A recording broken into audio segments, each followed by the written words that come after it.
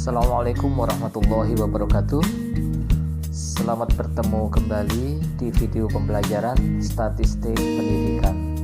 Untuk pertemuan yang kedua ini, mahasiswa diharapkan mengerti ciri khas statistik yang pertama. Kemudian yang kedua, mahasiswa diharapkan memahami apa fungsi dan kegunaan statistik bagi dunia pendidikan. Namun saya ingatkan kembali untuk mensubscribe serta aktifkan lonceng notifikasinya dengan cara berikut.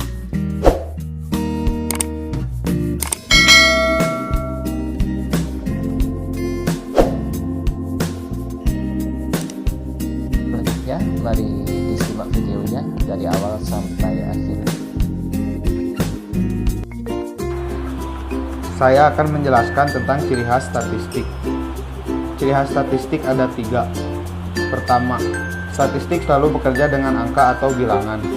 Untuk dapat melaksanakan tugasnya, statistik memerlukan bahan keterangan yang sifatnya kuantitatif.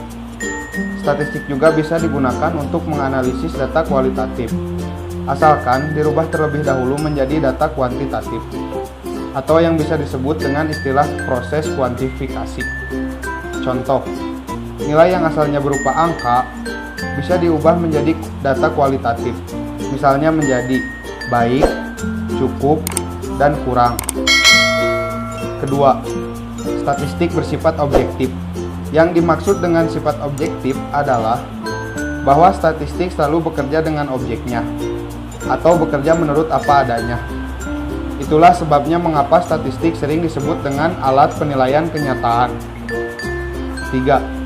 Statistik bersifat universal. Maksud dari statistik yang bersifat universal tersebut bahwa ruang gerak statistik tidaklah sempit, karena dapat digunakan dalam berbagai bidang.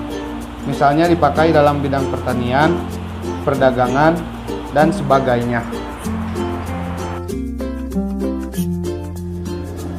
Fungsi dan kegunaan statistik dalam dunia pendidikan. Tugas pendidik adalah menilai atau mengevaluasi pembelajaran yang kemudian memperoleh data kuantitatif.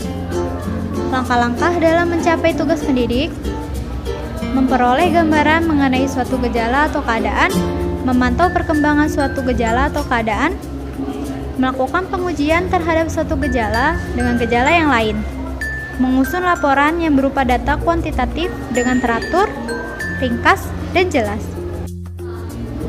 Mengetahui hubungan antara suatu gejala keadaan dengan gejala keadaan lainnya.